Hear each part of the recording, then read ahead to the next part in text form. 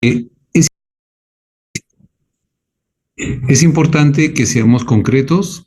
No es una hora muy buena después de varias exposiciones, así que voy a tratar de ser concreto con respecto a este tema en el cual yo quiero incidir que lo más importante es la vacunación, que estemos atentos a lo que es la vacunación. Entonces vamos a hablar de influenza y de otros virus pandémicos.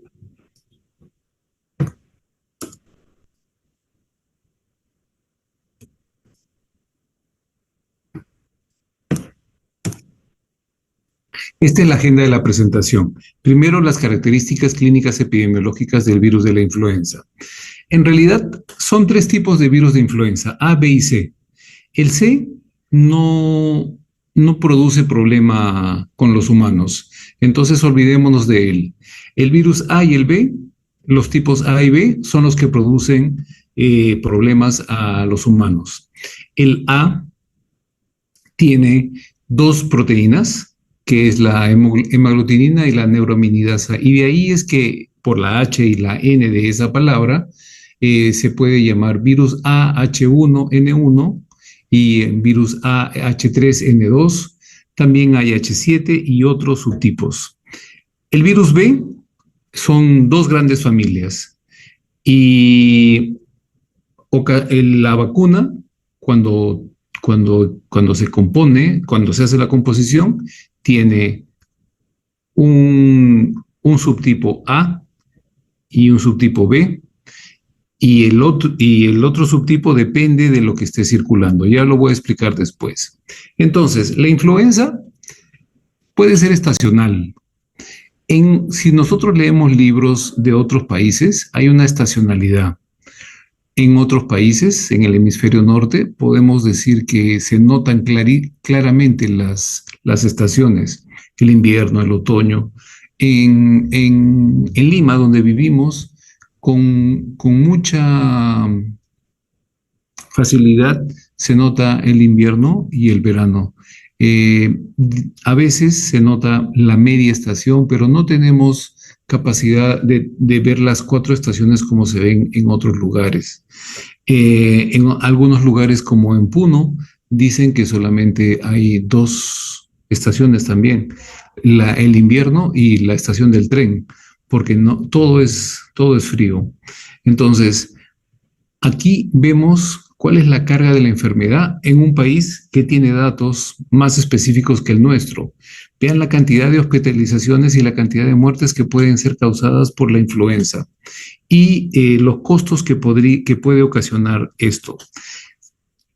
Aquí es donde yo quiero incidir. Lo más importante de esto es vacunarse.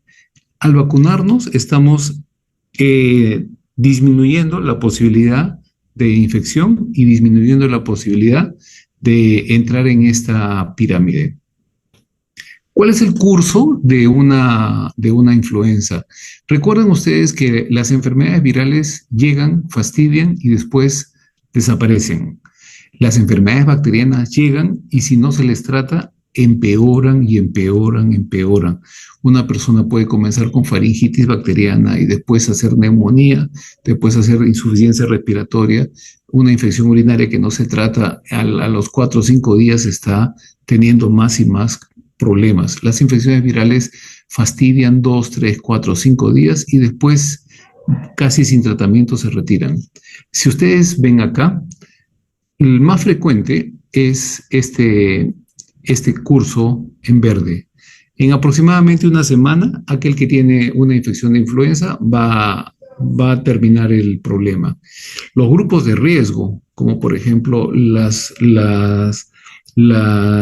etapas de la vida extremas, como los muy pequeños o los muy ancianos, van a hacer una curva mayor y pudiendo llegar a neumonías bacterianas.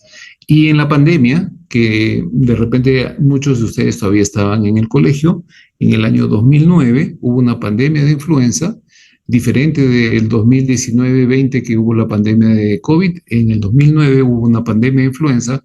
En la pandemia, rápidamente, a los 2 o 3 días ya había una severidad mayor. Pero entonces, la influenza aproximadamente en una semana se va a ir. ¿Cuál es el curso natural? Aquí mostramos una serie de síntomas. Y estos síntomas son iguales en todas las infecciones respiratorias agudas. Inclusive pueden estar presentes también en el comienzo de una leptospirosis, de tal manera que difícilmente un clínico, salvo se crea mago o hechicero, puede decir: yo estoy viendo que tienes una congestión y un dolor de cabeza que son típicos de influenza. Eso no existe. No existe porque también puede ser adenovirus, también puede ser parainfluenza, puede ser el comienzo de una leptospirosis, puede ser cualquiera de los virus, rinovirus, cualquiera de ellos pueden tener esta misma evolución. Estas evoluciones no son específicas. Y si ustedes se fijan acá tenemos niños, adultos y ancianos. Fíjense en lo que manifiestan los pacientes. Pueden tener diarrea. ¿Puede haber diarrea en enfermedad tipo influenza o tipo influenza? Sí, por supuesto que puede haber. Y los adultos pueden tener diarrea hasta en 20% y los niños pueden tener un poco más de diarrea. Malestar van a tener más los adultos porque los niños difícilmente manifiestan el malestar. De repente tenemos que tratar de encontrar alguna cosa que haga parecer, que nos dé un dato de que el paciente tiene molestia. Lo mismo con las mialgias, en cambio, en los vómitos, por supuesto, sí va a ser más frecuente, mucho más frecuente en los niños. Los escalofríos están para todos, igual que puede ser que la cefalea sea igual para todos, pero no es patognomónico ninguna de estas cosas. Un paciente con influenza puede tener todo o puede tener un par de estos síntomas. Una persona puede contagiar en menos de 2 metros. 1.8 metros, estornuda, y como ustedes ven acá esta foto que es un poco fea, es así como nosotros transmitimos. Estornudamos y le pasamos a la otra persona en un periodo de incubación de aproximadamente 4 días, y en el virus pandémico era aproximadamente 7 días. La transmisión es de persona a persona. Entonces es mayor por el estornudo, y también de una manera menos probable es por contacto directo con fomites. Uno está estornudo en la mano y tiene la mano infectada y luego va y agarra la cara a su pareja, a su hijo o a un amigo para saludarle, y le transmite también las secreciones. ¿Qué es lo que nosotros investigamos? Cuando investigamos, la gran mayoría de los pacientes, 33%, esta es una pirámide del cuadro clínico, 33% son asintomáticos y el otro 37% son oligosintomáticos, o sea, más de la mitad no tienen síntomas o son oligosintomáticos. Oligosintomático significa que pueden tener pocos síntomas: dolor de cabeza, malestar, de repente fiebre. El síndrome gripal, que es el que hemos mostrado hace un momento, solamente se presenta en 30% de las personas, y las defunciones en 1%. IRAG es la infección respiratoria que tuvo que ser hospitalizada. Algún colega determinó que el paciente debía hospitalizarse y en ese momento se convierte una IRA en una IRAG. Una infección respiratoria aguda se convierte en IRAG en el momento que el colega, por lo que haya sido, determinó que se interne. IRA internada es una IRAG, ya es grave. Aunque el paciente no necesariamente esté grave, se clasifica así porque ya fue internado. No juzgamos por qué lo internó, simplemente está definido. Si está internado, es una IRAG. Entonces, quiero volver a esto. Nosotros vamos a encontrar a los pacientes que tienen síndrome gripal aquí en esta pirámide. Esos que tienen síndrome gripal, y de aquellos que tienen síndrome gripal, aquellos que vinieron al establecimiento de salud y vinieron al establecimiento de salud en el momento en que estaba el investigador que está tomando nota. Eso quiere decir que un gran porcentaje de los casos de influenza se nos pasan, no vienen al hospital. Por ejemplo, los adultos, los varones adultos, infrecuentemente por un síndrome gripal van al hospital. Pero los niños, las mamás llevan a los niños rápidamente cuando están con tos, con dolor de garganta y con estornudo. Entonces los niños con mayor frecuencia van a asistir a un hospital.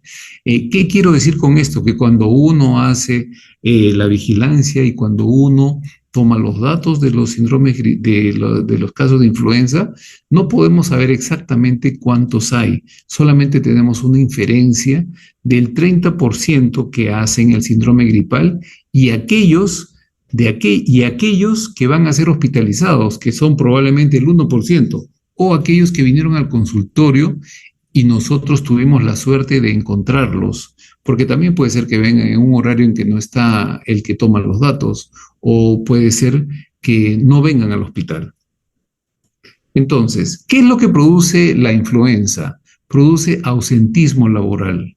Nosotros vamos a tener personas que están enfermas, no pueden trabajar, están incapacitadas por aproximadamente una semana, a veces 2, y no pueden trabajar porque están estornudando, porque están con fiebre y no deberían trabajar.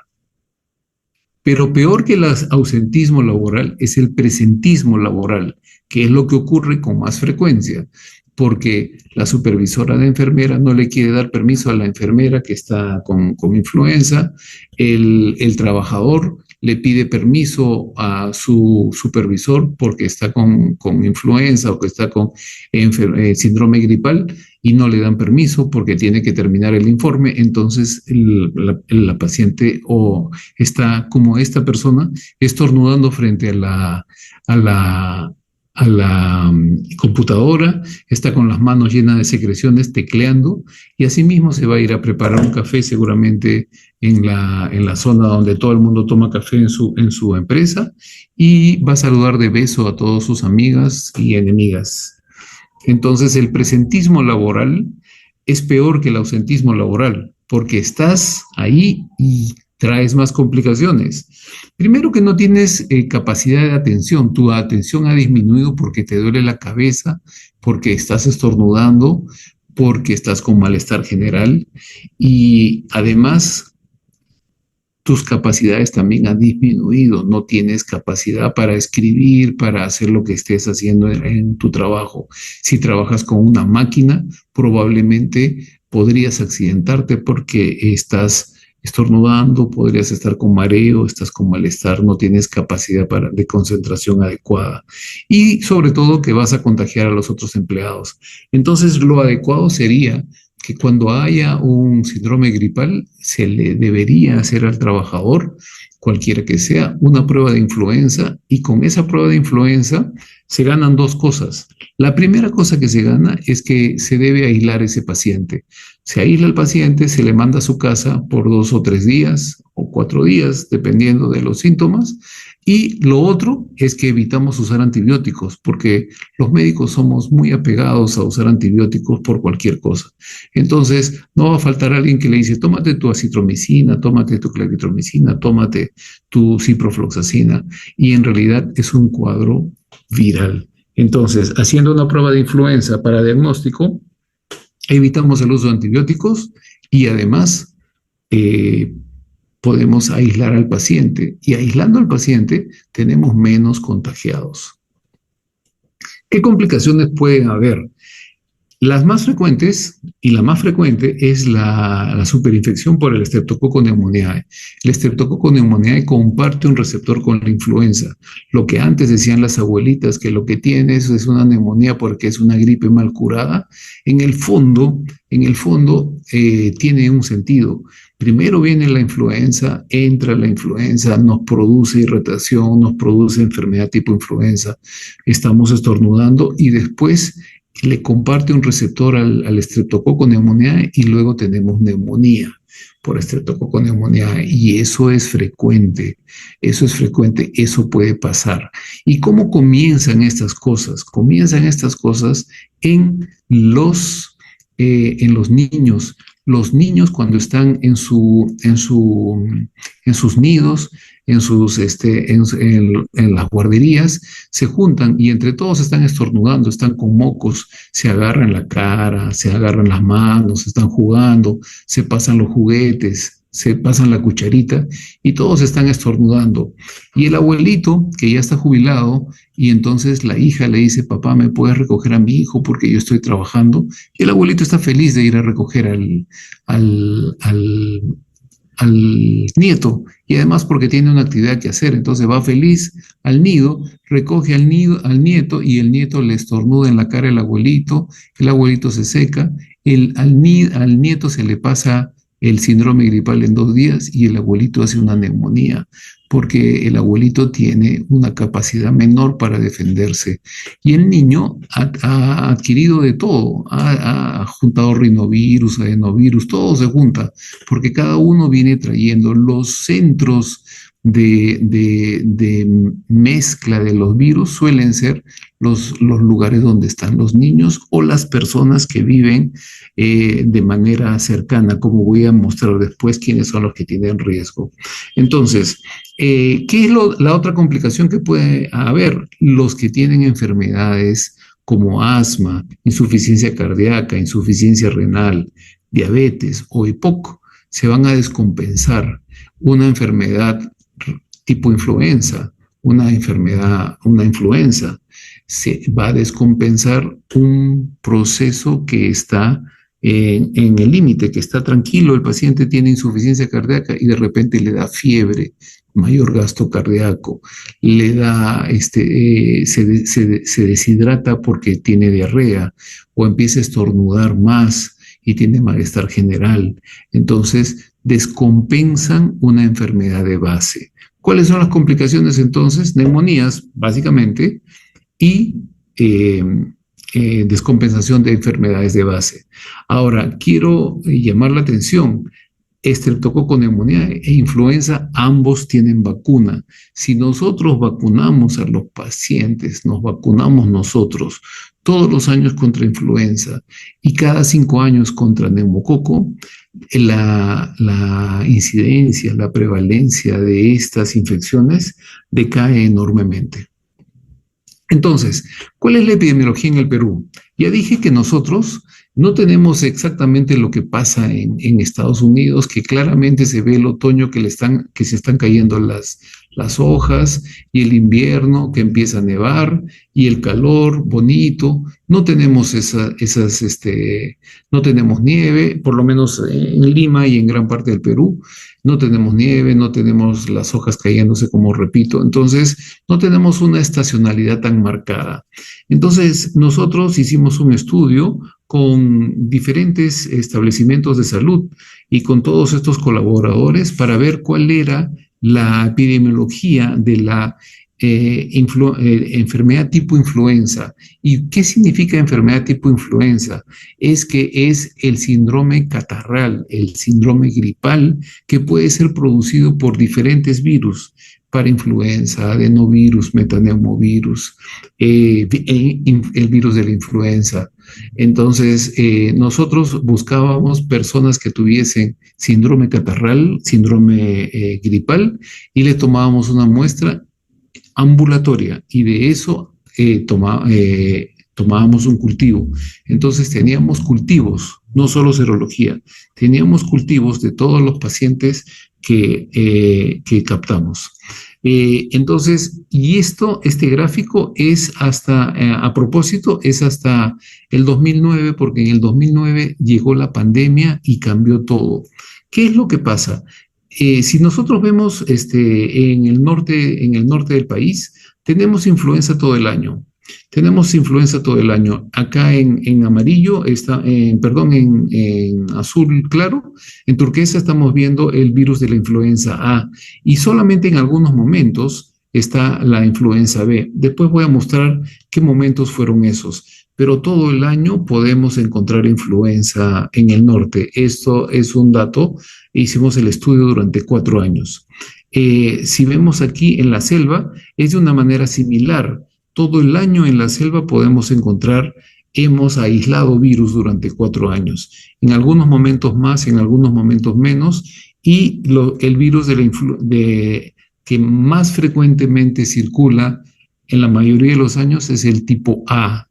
El tipo B aparece en algunos momentos, pero frecuentemente es el tipo A el que más circula. Sin embargo, cada año cambia y puede cambiar. Si nosotros entonces vemos qué pasó, por qué había influenza B, esto estuvo asociado a brotes en cuarteles. Fuimos y publicamos brotes de influenza en cuarteles del norte del Perú, una unidad de infantería en Tumbes y una unidad de infantería en Trujillo. ¿Qué pasa con estas personas? Los militares duermen en barracas, en lugares donde duermen juntos 10, 20, 30 personas en camarotes. Los que han hecho servicio militar o han estado en colegio militar capaz pueden saber sobre esto. Duermen en camarotes, entonces es muy fácil que una persona que esté estornudando le pase a otro que está durmiendo en la misma barraca o en el mismo cuarto de la compañía. Y luego van y todos se duchan en duchas y baños que son comunes. Y luego todos almuerzan juntos, recogen la gamela y se van a almorzar. Entonces, y ahí es donde se produce el intercambio de las secreciones. Igual que en el nido que todos están jugando, esta es una situación de riesgo. Otros que pueden tener situaciones de riesgo son las personas que están estudiando para ser sacerdotes. También viven en lugares donde están juntos, haciendo sus retiros y son seminaristas. En el seminario se juntan, viven 5, 6, 7 y intercambian secreciones. Entonces, hay actividades que son de mayor riesgo, profesiones. Ahora veamos qué fue lo que encontramos en los Andes del Sur. En este estudio, estas muestras son de Puno y de Arequipa, básicamente. Nosotros aquí sí encontramos estacionalidad. Si recordamos el otro gráfico, había en todo momento influenza, pero hay momentos en Puno donde no encontrábamos influenza y en Arequipa tampoco, y eso es porque hay un momento en que en la Sierra del Sur, al igual que en Lima, aparece el frío aparece aquí en Lima aproximadamente cuando está terminando mayo o a mediados de mayo comienza el frío, y en junio todo el mundo tiene gripe, y en julio está muy oscuro, está todo nublado, y lo mismo ocurre en la sierra. Los que conocen Arequipa o han vivido en Arequipa o en Puno saben que en ese momento son las heladas, hace mucho frío, y entonces ahí es cuando aparecen los casos de influenza. Sin embargo, es diferente lo que pasa en Piura o en Tumbes, donde en estos momentos, en enero, febrero, en diciembre, con el calor que hace, está habiendo casos de influenza. Entonces, la epidemiología en el país está dividida. Tenemos casos de influenza en el norte del Perú, en Piura, por ejemplo, en esta época, en enero, cuando acá en Lima difícilmente tenemos personas que tienen gripe en enero, porque hace calor, todo el mundo está en la playa, en la piscina, a diferencia de junio, que todo el mundo se empieza. Cuando digo todo el mundo es que significa que es frecuente. Frecuentemente encontramos personas que están con gripe y con síndrome gripal. Entonces, lo que pasa ahora es que como hay muchas personas que viajan, no es infrecuente encontrar a alguien que se va un fin de semana a Máncora o se va a Punta Sal y está por allá, y luego viene en un avión donde hay gente estornudando y con con aire acondicionado y viene a Lima y empieza a haber casos de influenza. Es más, hubo una influenza de alerta hace pocas semanas acá en Lima. Entonces, lo que se hace son árboles fitogenéticos. Esta es parte de nuestra publicación también. Se hacen árboles fitogenéticos para saber si las muestras que hemos captado, que son en verde, que eran de la selva, en rojo, que eran del norte, en marrón, las que eran de la, de la, de la Treni nos está haciendo unas rayas en la presentación. Eh, entonces, ahí se ve si las cepas que hemos trabajado estaban de acuerdo con la vacuna que circuló ese año. La vacuna va cambiando y por supuesto que es posible que una persona que esté vacunada tenga influenza. ¿Cómo es eso posible? Porque la vacuna se realiza, se manufactura con los resultados de la vigilancia.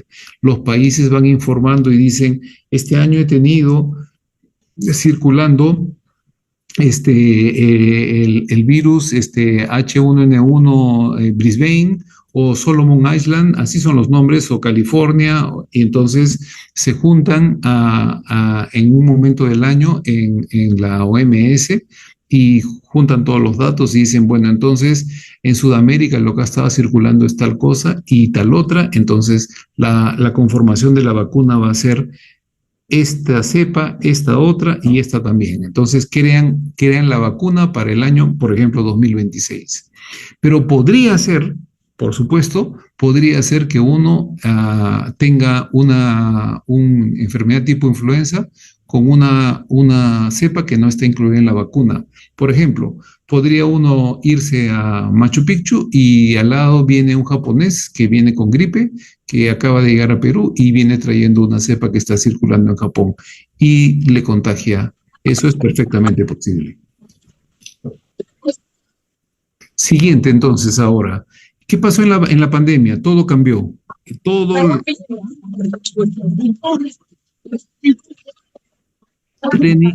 Treni, ¿nos estás haciendo bulla?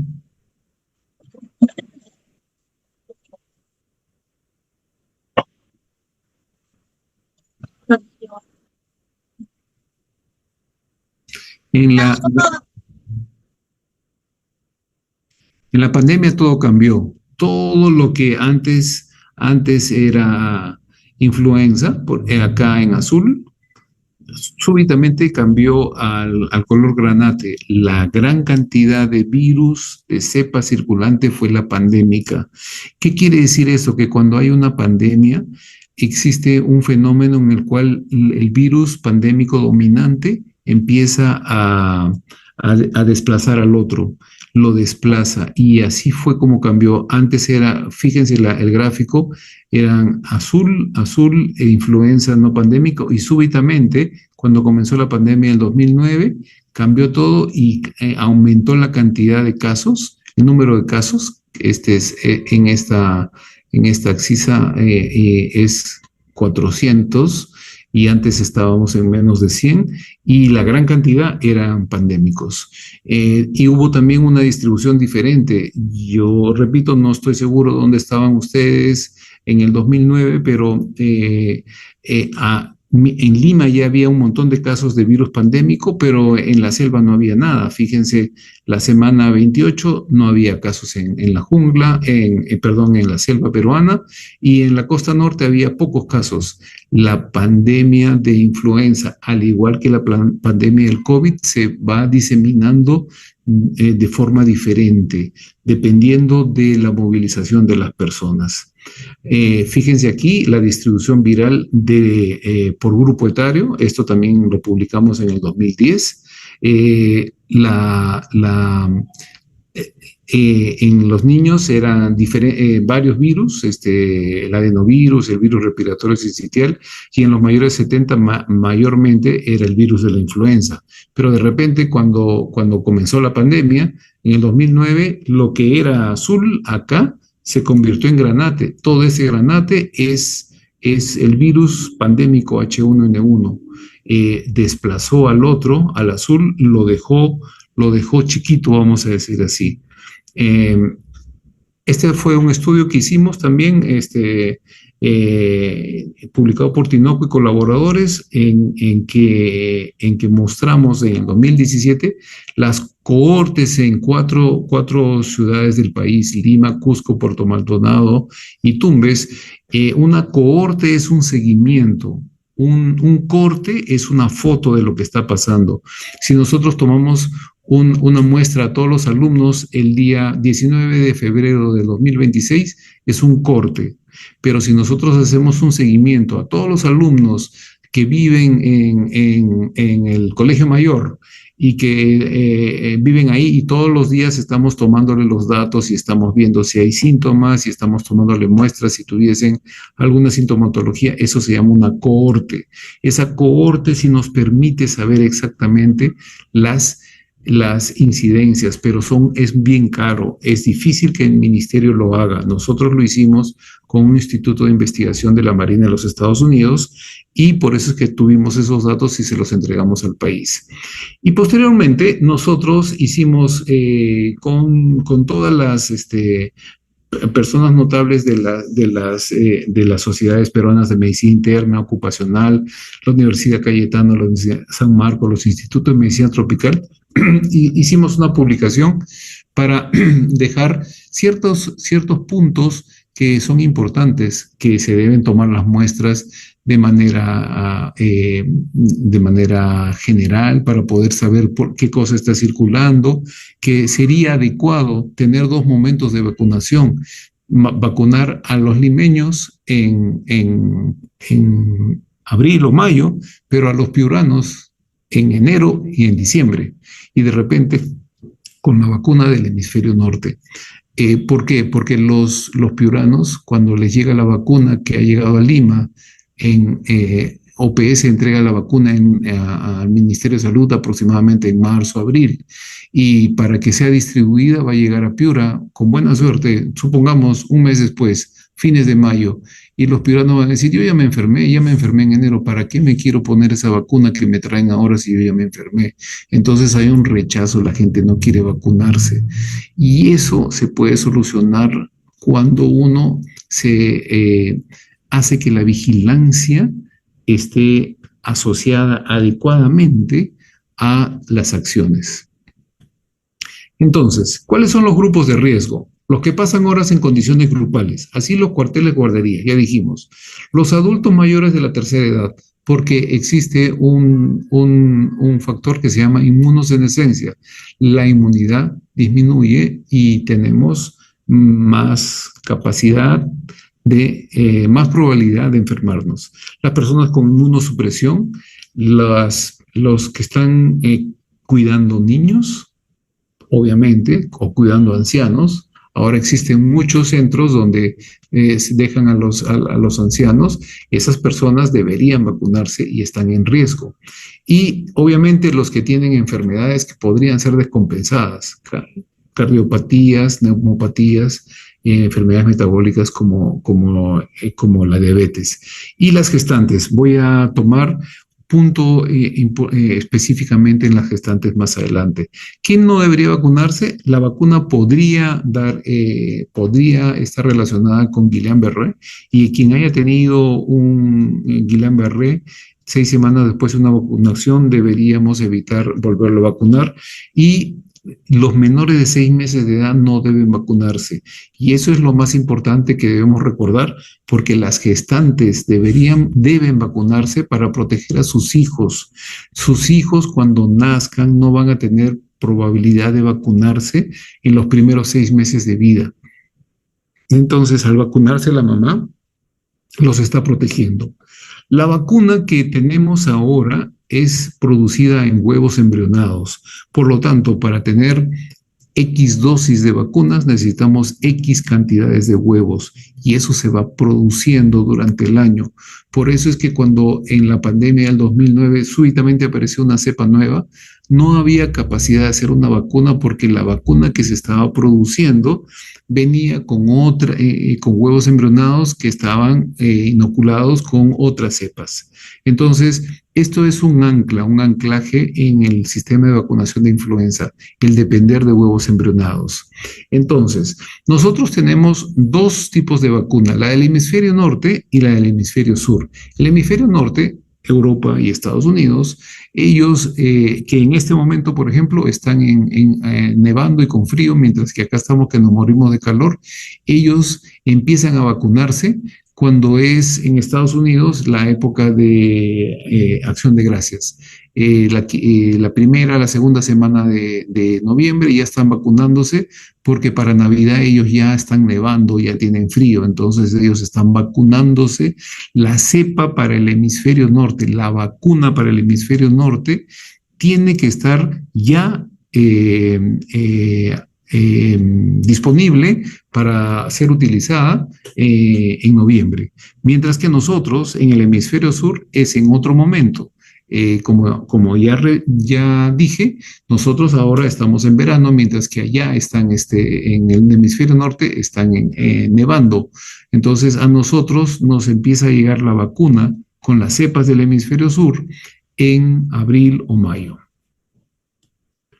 Hay dos tipos de vacuna, una inactivada, muerta, y una viva atenuada, que se aplica en las vías, como rocío en las fosas nasales. Muchos antivacunas ahora han aparecido. Aparece de todo en nuestra comunidad. Ya así como han aparecido diferentes tendencias de conducta, también hay gente que está antivacuna contra las vacunas por diferentes razones. Y esos antivacunas empiezan a repetir cuestiones como, por ejemplo, que el mercurio y tiene timerosal, el coadyuvante, el preservativo que usa la vacuna, lo cual no es real y la cantidad es ínfima. No existe asociación de esa situación y el médico inglés que lanzó esa hipótesis, el colegio británico le ha quitado su certificado por haber lanzado esa situación. No es verdad. Entonces, el esquema de vacunación gripal para los adultos, en general, una dosis de 0.5 ml. Con eso están protegidos para todo el año. Para los niños pueden ser hasta 2 dosis con un intervalo de 4 meses y eso es lo que se debe saber. Todos los adultos se ponen una dosis. Si en este momento, en febrero, alguien se quiere vacunar, seguramente le van a poner la vacuna del año pasado, porque repito, la vacuna para el hemisferio sur todavía no sale, todavía no llega a Perú. Va a llegar probablemente en un par de meses. La vacuna que le van a poner es lo que ha quedado del año pasado. ¿Sirve? Sí. ¿Ayuda? Sí, por supuesto, pero no es la vacuna de este año. Por supuesto que ayuda. Y también puede ser que alguien encuentre la vacuna del hemisferio norte. Sí, se vacuna porque se va a ir a pasar un tiempo a Washington o se va a ir a París o a Madrid.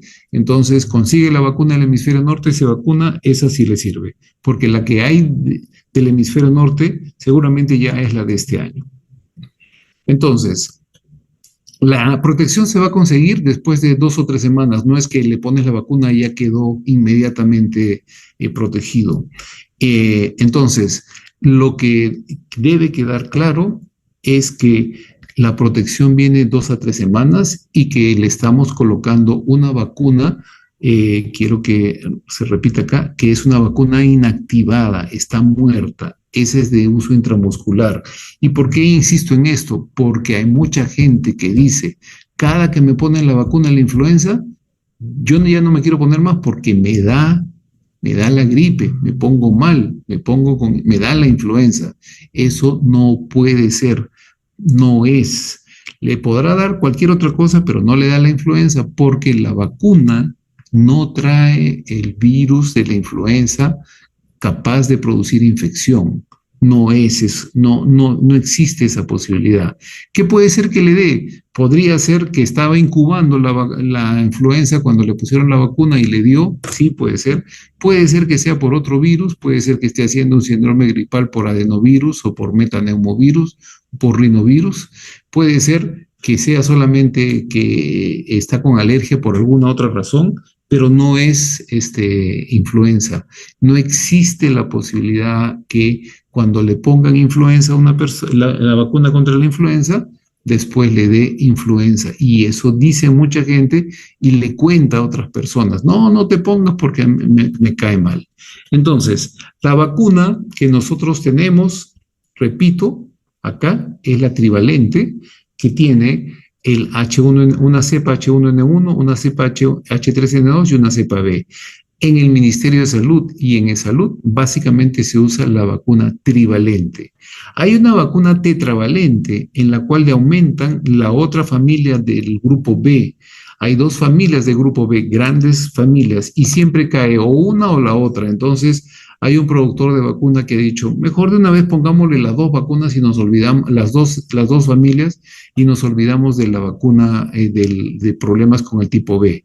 Y sí, está bien, no tiene sentido lo que hacen. El ministerio todavía no ha hecho ese cambio de una manera total. Lo trata de hacer gradualmente. ¿Es más caro? Sí, es más cara la dosis, pero a la larga es más barato porque se protege más a la población.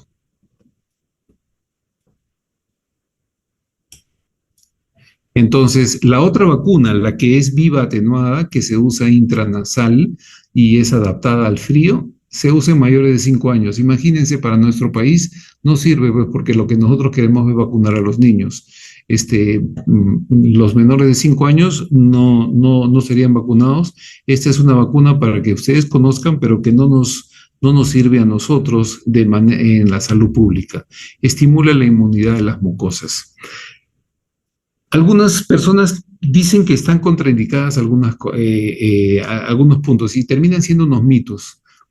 Dicen que si tiene VIH no debería vacunarse. Eso no es verdad. Si tiene un conviviente con que es VIH positivo, no debe vacunarse. Eso no es verdad. Hay una regla. Si el CD4 es mayor de 200, sí se puede vacunar. Debe vacunarse. Si el CD4 es menor de 200, ahí sí no debe vacunarse. Embarazo y lactancia, por supuesto que hay que vacunar, por lo que hemos dicho y voy a incidir de aquí a poco. Que está recibiendo tratamiento antibiótico, entonces que no vacuna. Y a veces las mismas licenciadas dicen, no, si está con antibiótico, no. He tenido gripecita la semana pasada, entonces no lo vacunamos. Eso no tiene nada que ver, al contrario, hay que vacunarlo. Si está en dosis bajas de corticoides, que le han puesto en aerosoles o en alguna aplicación tópica, eso no tiene nada que ver. Ahora, si está en dosis altas de corticoides, si está recibiendo 40, 60, 80 de corticoides por alguna razón, ese se convierte en un inmunodeprimido. Que tiene rinitis, tiene catarro, tiene diarrea, entonces por eso no lo vamos a vacunar. No, todo lo contrario, hay que vacunar. Y repito, la misma vacunadora, a veces uno llega y le dice, no, si está con diarrea no hay que vacunarlo. Todo lo contrario.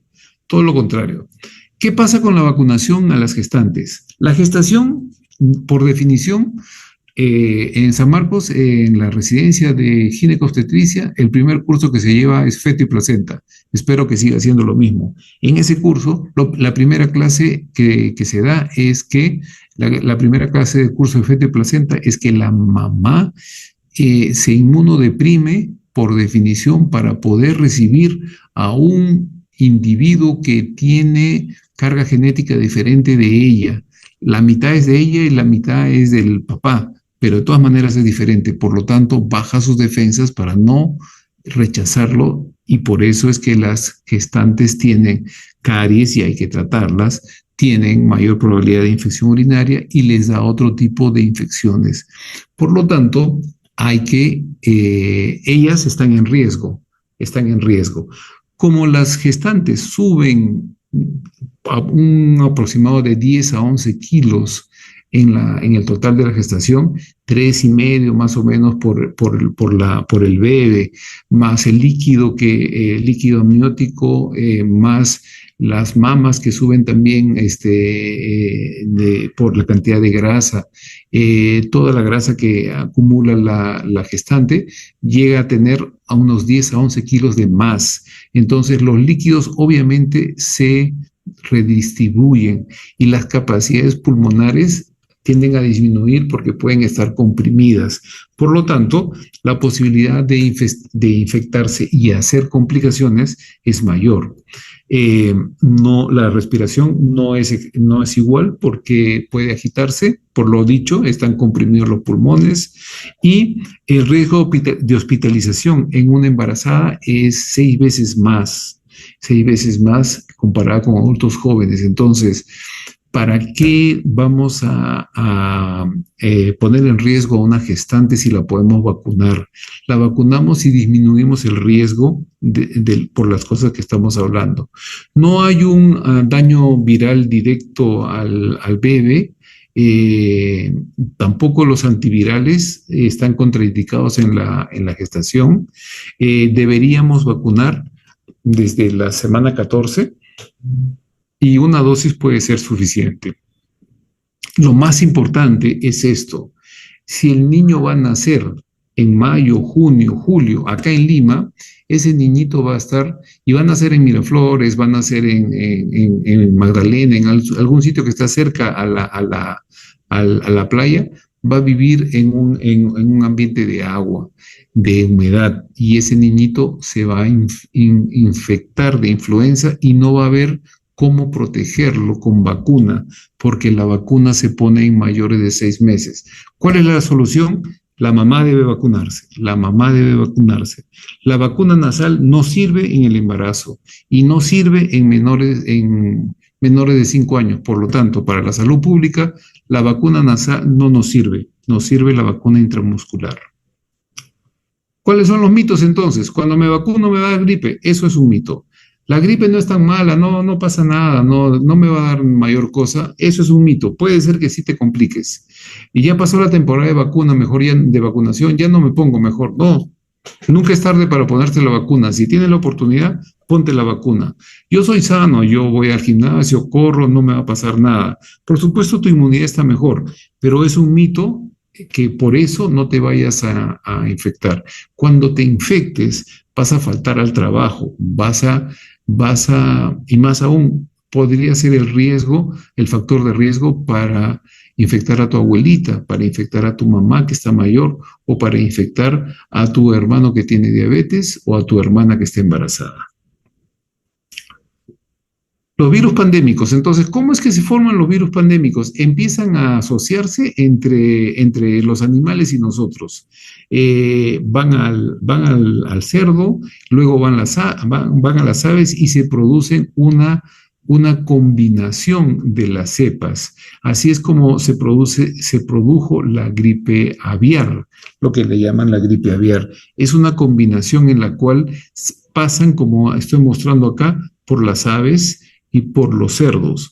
Y estas epidemias suelen comenzar en los países asiáticos, que ellos ingieren a veces sin cocimiento adecuado este tipo de animales. La pandemia ha ocurrido ya otras veces. En 1918 hubo una gran pandemia que se llamó la gripe española, y también ocurrió en Asia y también en Hong Kong. La cantidad de muertes de esas épocas fue alta.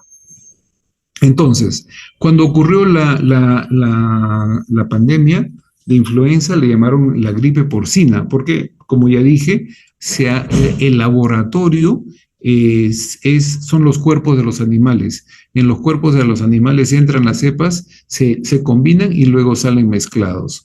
Le cambiaron el nombre a muchas cosas. Se llamaba influenza porcina, influenza H1N1, cuchiflu, de todo le decían. Entonces, esta es una gráfica para mostrar que a veces la información llega tan rápida y a veces no es la adecuada.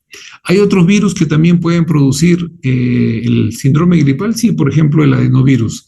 También hicimos un estudio y lo publicamos con nuestro grupo de trabajo, mostrando que el adenovirus también tiene una distribución en el Perú y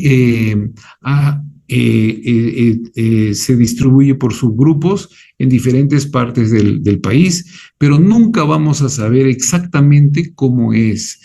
Yo puedo tomar una muestra en este momento en el Hospital Loaiza, en el pabellón 2, y puede ser que en el Hospital 2 de Mayo esté circulando otro tipo de influenza o otro virus, porque puede cambiar, los microclimas pueden cambiar y las personas que están circulando con un virus pueden cambiar.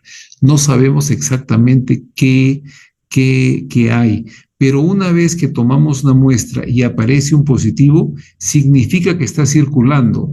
No sabemos cuántas personas están infectadas, pero significa que está circulando, porque si lo hemos aislado, quiere decir que está circulando. Si encontramos una persona que está infectada y sale positivo, el virus está circulando. No vamos a poder saber necesariamente la incidencia. ¿Cuál es la incidencia? Pero sí sabemos que circula y de eso se trata la vigilancia centinela, saber qué circula. No podemos decir que fueron 10.000 virus por 6 a la 24, eso no podemos saber, pero sí podemos saber que circuló porque hay una cepa que fue tomada en algún paciente. Entonces, la circulación de la influenza tiene estaciones y distribución diferente en nuestro país, la costa norte, la selva o los Andes del sur. Igualmente ocurre con otros virus como adenovirus y con el COVID. La vacunación en el Perú contra la influenza debería evaluarse periódicamente. Hay algunos años en que podría utilizarse acá en Perú la cepa del hemisferio sur en Lima y en la sierra, pero en el norte podríamos utilizar la cepa del hemisferio norte para los piuranos que se enferman en enero. Entonces, eso deberíamos vigilar con frecuencia y saber qué pasa cada año. Debería haber un sistema de inteligencia que nos vaya diciendo cómo cambiar. Cuando hay una pandemia, el virus dominante, valga la redundancia, domina y desplaza a los otros. Como hemos visto en los gráficos resumidamente, si alguien quiere ver la publicación, puede leer exactamente cómo graficamos todo. Se desplazó el virus estacional que se llamaba, y todos los aislamientos aparecieron ser el virus pandémico. Entonces, se reduce a la mínima expresión la circulación de los virus estacionales en el momento que aparecen los pandémicos. Y todo esto, todo lo que hemos hablado, se puede reducir a la mínima expresión cuando nosotros nos vacunamos. Vacunamos a las personas contra la influenza cada año y contra el virus contra el virus del neumococo cada 5 años. Eso era lo que yo quería compartir. Les agradezco su atención y si hubiera alguna pregunta, estoy presto para responder.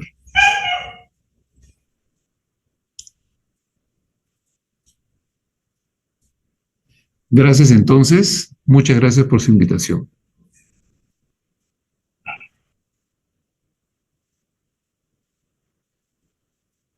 Muchas gracias por su ponencia, doctor Laguna. ¿Podría esperar un momento para entregar el certificado, por favor? Si es que hay, sí, por supuesto.